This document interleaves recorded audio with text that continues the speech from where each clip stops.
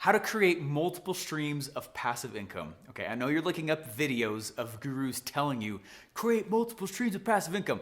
It's not that it's not a real thing, it's that it's way less glamorous than your brain is probably romanticizing. Let's dive in.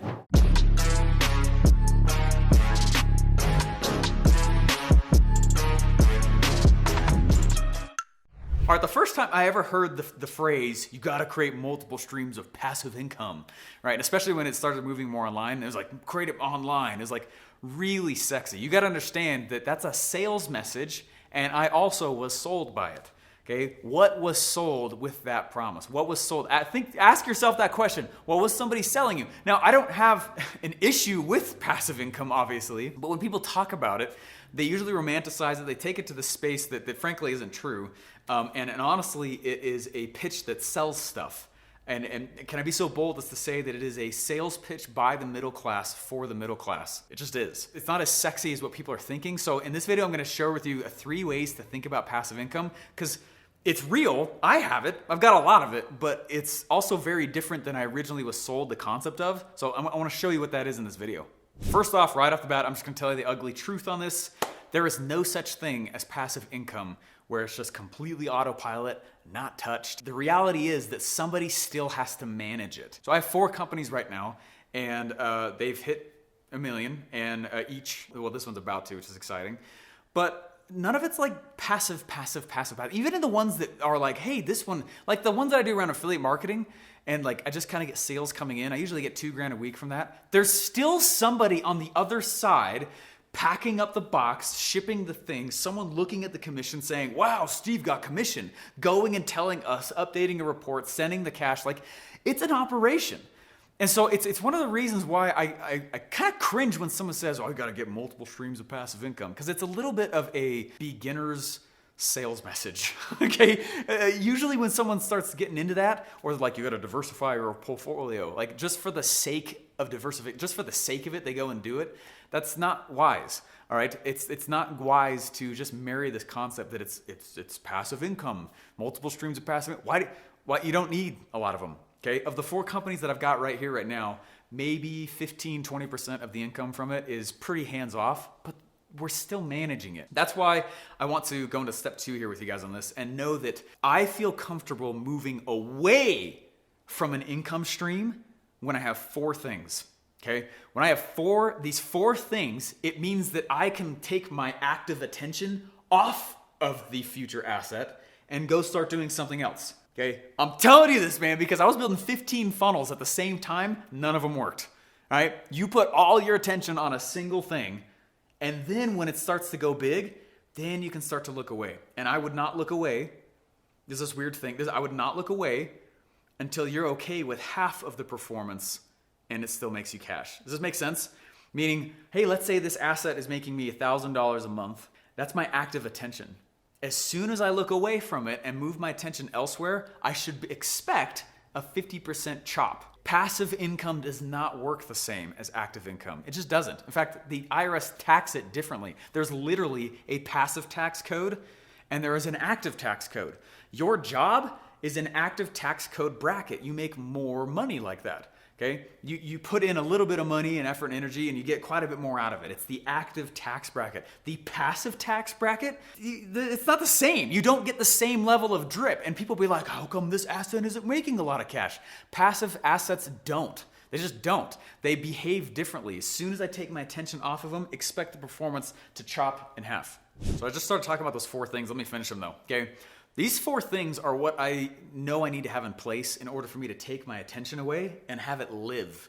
Because most of the time, split attention kills. You can't climb 2 mountain peaks at the same time. You just can't, right?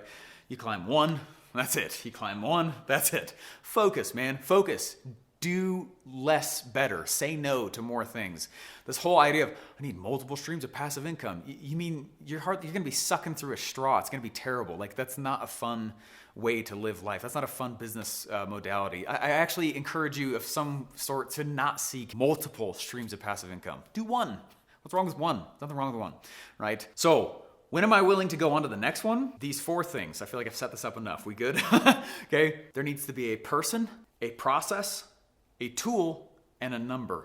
When I have over an asset, over a income stream, a person that's not me, a process of a checklist of, hey, how's things going? Let's check out, how's that funnel doing, right? What's that cart value? How much are the sales going, right? There's a person looking at that, a process they do, and a tool that they use to manage it. Then finally, a number. Then I can look at that person and say, is this asset producing X number, this number right here? If I don't have those things in place, it's really scary to go from one thing to the next. You can't do it. You end up chopping tons and tons of your attention, split all over the place, with this sexy notion that you have multiple streams of passive income, when in reality, nothing's actually working very well, right? You all know what I'm talking about. Before I dive into this next piece here, go ahead and hit the like and the subscribe button. Hit the bell to know when new videos come out. We put new videos out pretty much every day, and we've been loving it. It's been awesome. Thanks for your feedback as well. In the comments below, please let me know. I'd love to know how many of these passive streams of income do you actually have set up right now? And I'm not saying, this isn't like a like measure sticks competition, right? Who has more, the better. How many that are truly passive? And if you have none, just put 0. But it'd be cool to see how many everyone has, and we can go ahead and honestly get inspired by those who have more than just 2 even. That's great. All right, a couple of years ago, there's a lady that we knew. My ex-wife and I at the time, we were, this lady posted on social media. She was part of an MLM. I love MLMs. No knock on MLMs at all. I love them. They're great. If you do them the right way, I love them. They're great. But she was like, hey, I've been in this MLM for 5 years, and I'm so grateful for it because this month it could pay for our diapers. And I was like, you've been working 5 years to pay for diapers? I was like, there's something wrong. 5 years? What are diapers? I've got 3 beautiful little girls. Diapers, $30-$40 a box, you know? I mean, they're not exactly cheap, but they're not that expensive either. 5 years, right? I'm bringing this up so that people understand the nature of passive income, that it is truly smaller. So take, for example, if I was to go in and start investing all my time in my job and I get a raise. I get my job and I get a raise.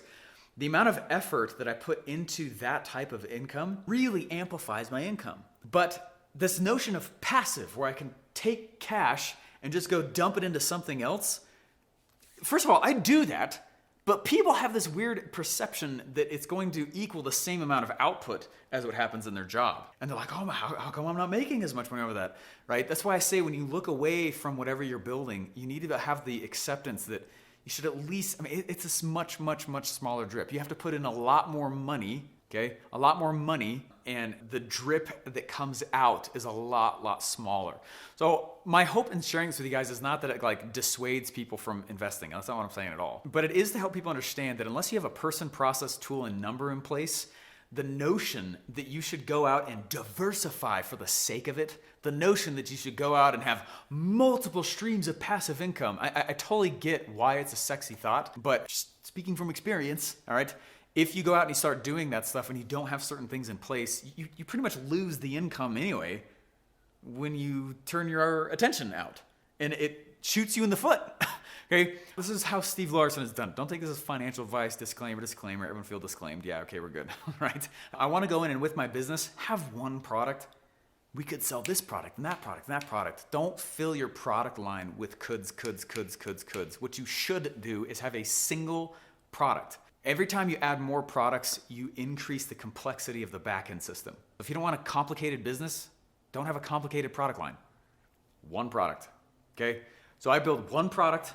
And then right now, as I make this video with you, I have teams. I have teams back at my home office. There's people, there's processes, there's tools, there's numbers that I manage to on the daily and weekly and monthly, quarterly, twice a year and annual. And everything is tracked. And that's how I know I can go on to the next. Yeah, I got 4 companies, right? So I'm eating my own advice on this because there's times where I did not grow it that way, and it really hurt us. So one product, make it work.